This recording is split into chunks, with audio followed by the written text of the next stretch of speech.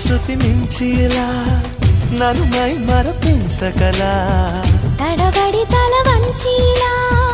తలపును అని చేస్తే ఎలా మరేం చెయ్యనే నీతో